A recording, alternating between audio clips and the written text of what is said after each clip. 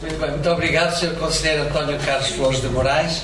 De seguida vai usar da palavra o Sr. Presidente do Instituto Rui Barbosa e do Tribunal de Contas do Estado de Minas Gerais, Professor Sebastião Alvécio Ramos de Castro. Tem a palavra, Sr.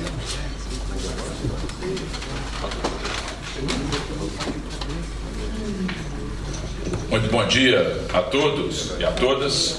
Eu queria, em primeiríssimo lugar, agradecer ao nosso presidente do Tribunal de Contas de Portugal, Dr. Carlos Moraes Antunes, a gentileza e a oportunidade de nos receber em tão importante edifício histórico que certamente revigora as nossas energias para a missão histórica que temos também no controle brasileiro.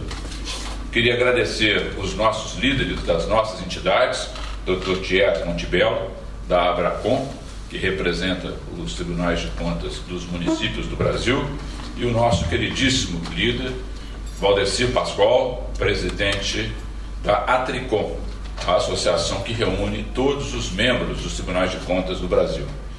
E um abraço muito afetuoso ao professor Dr. Raimundo Neto, que eu sempre digo é o nosso embaixador na Faculdade de Direito de Lisboa, não apenas no Instituto de Direito Brasileiro, mas na faculdade como um todo.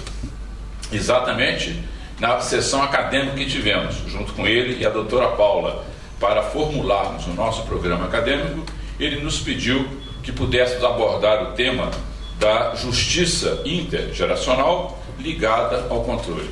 E essa será então a abordagem que farei aqui muito rapidamente.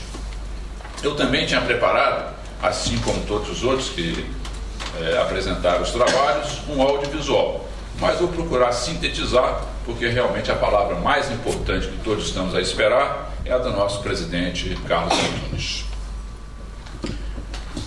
A minha primeira fala, estando aqui nesse edifício do século XIV, é exatamente de destacar a importância de Portugal, a importância da cultura portuguesa na nossa formação. E nessas minhas andanças aqui por Portugal, encontrei um livro muito interessante de um escritor que depois fui pesquisar sua biografia, Raul Brandão, que me empolgou profundamente. Não apenas pelo texto, porque vi uma obra que li, Os Pescadores, que ele se assemelha muito a um mineiro muito querido para todos nós, que é Guimarães Rosa, com as suas metáforas das palavras. E ele dizia, no início da sua obra, citando o trabalho dos pescadores, que a chuva sangra o vento. Achei isso de uma imagem poética maravilhosa. E avançando um pouco mais na leitura, nas últimas páginas, ele tem uma citação que eu vou me permitir pegar uma cola para poder ler na sua integridade, porque realmente sintetiza muito esse espírito desbravador, esse espírito inovador dos portugueses. Nos ensina Raul Brandão, no finalzinho, vai descrevendo a costa de Portugal, e quando chega aqui no Algarve, ele tem essa citação: os mais príncipes contentam-se com a terra que ora temos, a qual Deus deu por termo e habitação dos homens. Este príncipe, não, se referindo a Dom Infante. Esse príncipe pertence a outra raça e a outra categoria de homens. Não lhe basta um grande sonho, há de pôr força para realizá-lo e levar os portugueses a povoar terras ermas por tantos perigos de mar, de fome e de sede. É exatamente essa mensagem que eu acho será mais importante para guardarmos deste nosso encontro. Não basta apenas sonharmos com um sistema de controle externo eficiente, eficaz e contemporâneo, mas é preciso colocar força para transformá-lo realmente em nossa realidade. Que Raul Brandão, nessa sua citação e a inspiração do infante Dom Henrique, possa nos inspirar a cada um de nós, ao voltar para o Brasil, revigorar esse compromisso de termos um sistema de controle externo cada vez mais eficiente, eficaz e a favor da sociedade. Bem, rapidamente, dentro da abordagem que nós devemos concentrar, justiça intergeracional. eu vou adotar o conceito de geração, não um conceito sociológico, desde Augusto Comte, em que achava que as gerações automaticamente iam melhorando de vida, ou de Karl Mannheim, que achava que, ao contrário, numa mesma geração, como hoje, por exemplo, estamos a viver, meninos que estão lá no mundo islâmico têm uma geração completamente diferente dos nossos meninos e moços que estão aqui no mundo ocidental. Vou considerar a geração como sendo realmente um grupo de indivíduos que nasceram na mesma época. Neste sentido, é que eu queria também, aproveitando esse momento histórico, chamar a atenção de quem faz o controle. Não apenas na conformidade, não apenas na economicidade, mas um compromisso que temos de olhar se essa nossa atuação pode impedir uma injustiça geracional. Será que a nossa geração está cometendo algo que pode prejudicar a geração que virá? Será que temos hoje uma coligação dos vivos se apropriando de benefícios, não apenas materiais, mas que pertencem aos que ainda virão nascer? Para isso, eu fui me socorrer de 3 citações filosóficas que poderão nos basear. A primeira é uma data histórica, 1620, quando Francis Bacon, que nós, de sistema de controle, temos talvez uma ideia um pouco equivocada, porque todo mundo sabe que Francis Bacon ficou preso na Torre de Londres por ato de corrupção, mas sob o ponto de vista filosófico, ele dá uma contribuição fantástica na sua obra Novo Órgano, quando pela primeira vez ele lança a semente de que a geração do porvir será melhor do que a geração anterior. Vejam que até essa data do século XVII, a humanidade entendia que a vida futura era pior do que a vida presente. Então, a partir desse marco de 1620, a humanidade começa a entender que podemos avançar. E a comparação dele é muito simples.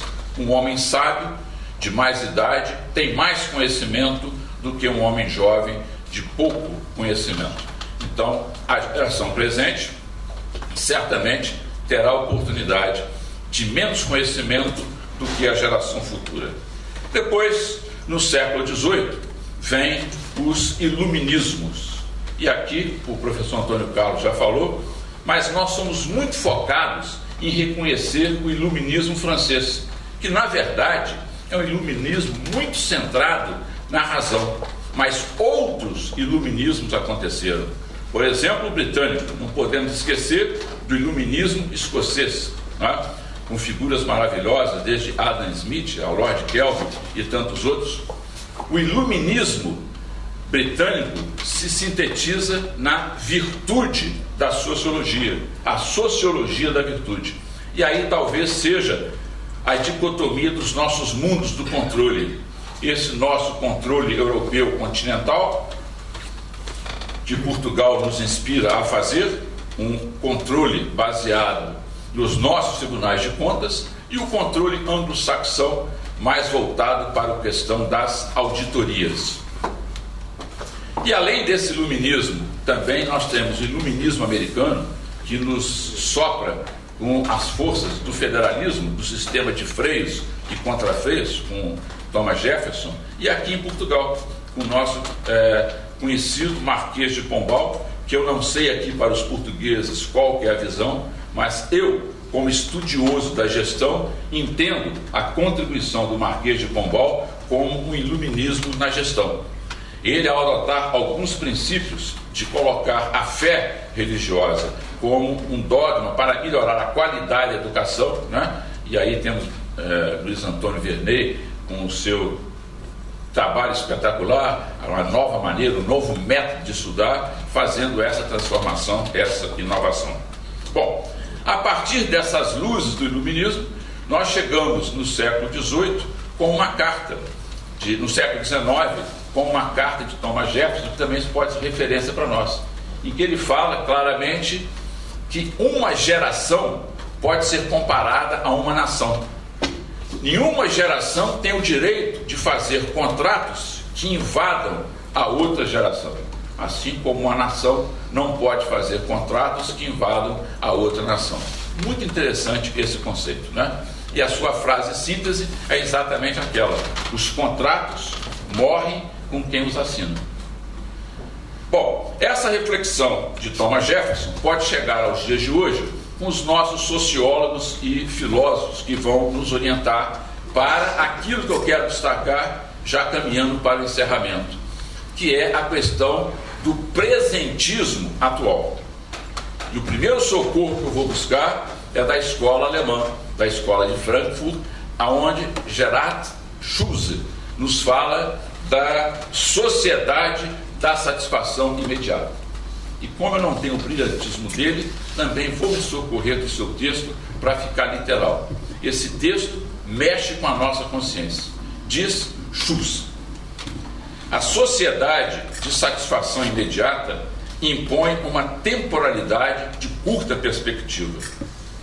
Exigimos ao presente aquilo que não podemos esperar do porvir.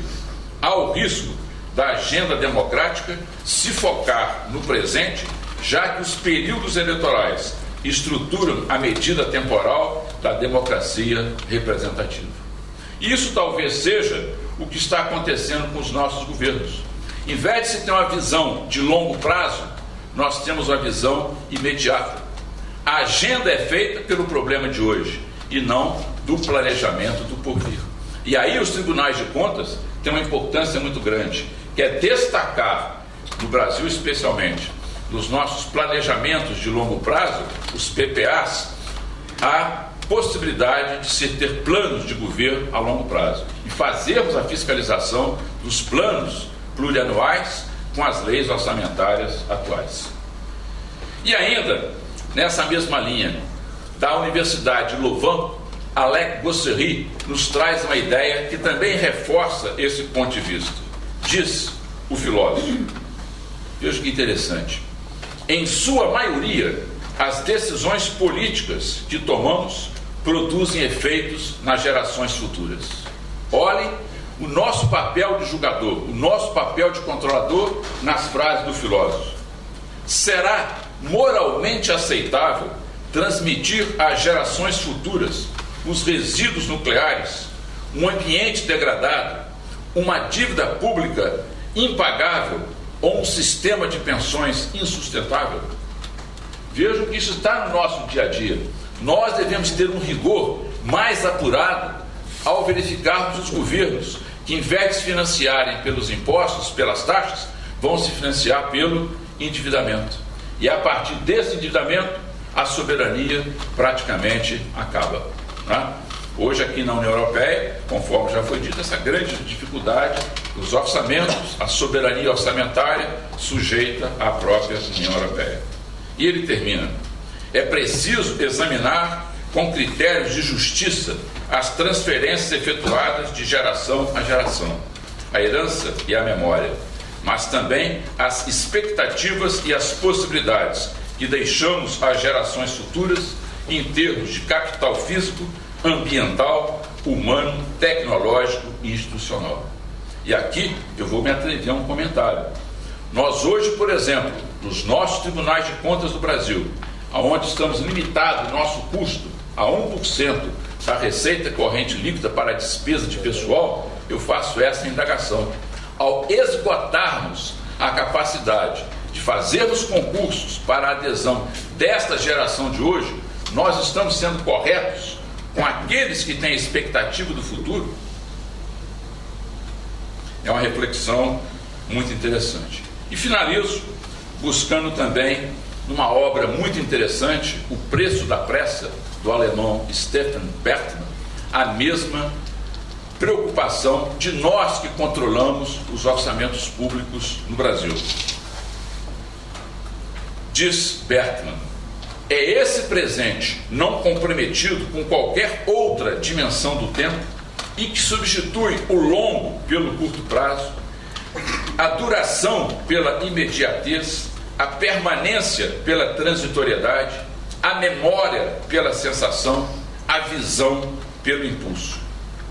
Olha que visão interessante que ele nos mostra. Pratica-se um imperialismo que já não é espacial, mas é temporal. O tempo do presente que tudo coloniza. Há uma colonização do futuro que consiste em viver à custa dele. Um imperialismo do presente que absorve e parasita o tempo futuro. Essa é, na verdade, a grande mensagem que eu gostaria de discutir com os colegas nesse ambiente, nesse momento tão histórico. Nós, do Sistema Tribunais de Contas, temos um compromisso inarredável de uma geração futura ter mais qualidade do que a presente. E aí eu destaco 5 itens do nosso dia a dia que nós temos obrigação de atuar. Primeiro, a questão do planejamento. É muito importante que nós possamos ver o planejamento estratégico, o planejamento dos nossos judicionados, se ele está realmente comprometido com esse futuro. Em segundo lugar, a política orçamentária, ao financiar importante parte dos seus gastos com o endividamento. Nós temos uma certa negligência na apuração das receitas que nos financiam. Somos, às vezes, muito rigorosos com os gastos, mas não temos o mesmo olhar na expectativa de melhorar as receitas que financiam os nossos atos. Muitas vezes vamos pelo caminho fácil do endividamento e a geração futura será paga por isso. Presidente Carlos Antunes, hoje no Brasil, 13% de todos os nossos orçamentos estaduais estão comprometidos para pagamentos de dívidas públicas. Terceiro ponto, que foi o caso da penalidade apontada pelo Tribunal de Contas da nossa presidente Dilma, o que motivou o seu indiciamento. Aliás, é um erro muito grande que às vezes se comete mesmo em níveis jurídicos. A palavra impeachment não significa, na sua tradução, impedimento. Impeachment significa indiciamento. E foi o que está acontecendo neste momento no Brasil. É o terceiro ponto aqui contado. Exatamente este. Execução orçamentária com decretos não amparados na programação autorizada pelo Legislativo e manobras de retenção de obrigações. É financiar o público pelo público. É o financiamento de dinheiros utilizando o retardo do pagamento para que se tenha uma contabilidade falseada. O quarto ponto, extremamente importante para nós, a questão da previdência. Os nossos regimes previdenciários têm de ser auditados com muito rigor, para que no futuro, a hora que o aposentado for receber o seu benefício, lá esteja o dinheiro, porque há um risco muito grande de falência dos sistemas das previdências. E, mais uma vez, a consciência do controlador. O meio ambiente, não precisamos nem discutir, e, finalmente, também uma figura nova que nos traz muita preocupação: as parcerias público-privadas. As parcerias público-privadas são contratos de 30, 35 anos e, muitas vezes, a geração do agora, o presentismo, tem uma solução fácil que vai penalizar as gerações do futuro, porque sabemos que quando elas não dão certo, ao contribuinte cabe o custo. Termino então com uma comparação, uma declaração que é a minha própria história de vida. Comecei a minha vida sendo médico e ali tive muitas e muitas alegrias. Na condição de professor da Faculdade de Medicina, talvez tenha ganho o maior encantamento que a vida me deu, e foi conhecer a minha senhora, a Valéria querida, que tanto me acompanhou.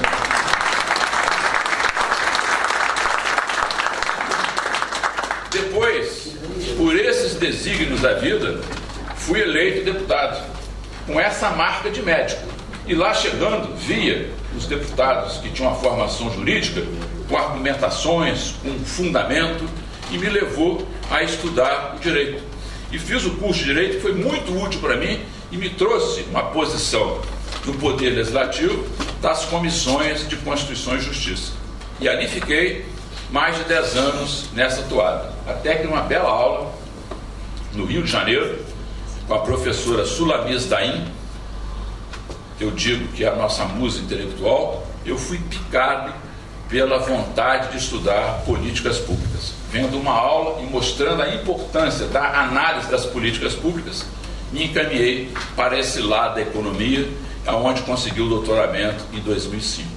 Então, saí do lado de médico, bacharel em Direito e avaliador de políticas públicas. E é com esse sentimento que eu vou terminar a minha fala numa figura metafórica, tentando também aqui fazer uma comparação com Raul Brandão. São as nossas instituições. Imaginem os senhores, cada um dos nossos tribunais de contas. Ao começar o nosso dia, um bebê é colocado na porta do tribunal. Uma mãe desesperada deixa um neném, um bebê, na porta do tribunal. E o tribunal começa a funcionar. Entram os funcionários. Passa, vê aquele neném chorando, continua, vai para o seu ofício. Até que alguém se sensibiliza, pega o neném, pega o bebê e leva para dentro do tribunal. E alguém, né, esse nosso sentimento de auditor, de buscar a verdade material, indaga: esse bebê pertence ao tribunal? Imediatamente aquela pergunta assusta e vão ligar para o ouvidor. O ouvidor de pronto passa aquilo para o corregedor, que de imediato abre um processo administrativo. Esse achado é do tribunal? E depois de fazer as investigações, eles concluem: não é do tribunal. E o que o auditor coloca para encerrar esse assunto? Primeiro, nesta casa nada é feito com prazer. E todos nós sabemos, né, que para termos um filho é preciso um momento de prazer. Segundo, ponto taxativo: nada nessa casa fica pronto em 9 meses. Né? Aquele achado ficou pronto dentro deste período. Né? Temos de ter a preocupação de acabar com aquilo que estamos fazendo. Muitas vezes o produto nunca fica pronto, vai, estica mais um pouquinho, mais um prazo, e as coisas não terminam. Em terceiro lugar, nesta casa nada é feito com uma colaboração tão íntima. Né? É outra coisa, problema grave que temos nas nossas instituições. As duas salas vizinhas, um não conversa com o outro, não colabora com o outro. Quanto mais a colaboração entre instituições. Esse é o grande desafio que o Valdecir tem feito na Tricom, com essa ideia do trabalho em rede. Se não nos cooperarmos mutuamente, e ele usa muito essa imagem do solista, né? O discurso do eu sozinho não nos leva a lugar nenhum. E ainda, muito interessante, o crescimento do achado supera qualquer índice de produtividade da instituição. Todo mundo que já viu um bebê crescer, ele cresce de um dia para o outro, né? A gente na pediatria fala que o neném duplica de pesos com 5 meses e triplica com 1 ano. O crescimento é muito rápido. Nas nossas instituições, como é difícil inovar, como é difícil apresentar um tema novo e fazer com que os colegas, com aquela nossa categoria, estude esse ambiente novo. E aí estão as políticas públicas. E para encerrar, muito interessante, o auditor completou. Ele conseguiu sobreviver aqui na casa sem o auxílio alimentação. Né? Porque todos nós sabemos que nada é mais sagrado, nada alimenta mais do que o leite materno. E nós muitas vezes somos vítimas desse movimento corporativo em que a instituição quer mais viver para ela, suga da sociedade todos os benefícios e não entrega nenhum produto a quem realmente nos financia, que é o cidadão. E assim eu encerro essa minha participação, voltando ao início. Agradecer, meu caro presidente Carlos Antunes Moraes, a oportunidade muito extraordinária de poder estar em Portugal, de poder estar em Lisboa, mas estar aqui no Castelo de São Jorge, que eu tenho certeza, com a sua força, vai nos revigorar para essa missão importante de fazer com que o controle externo brasileiro seja útil para a nossa sociedade. Muito obrigado.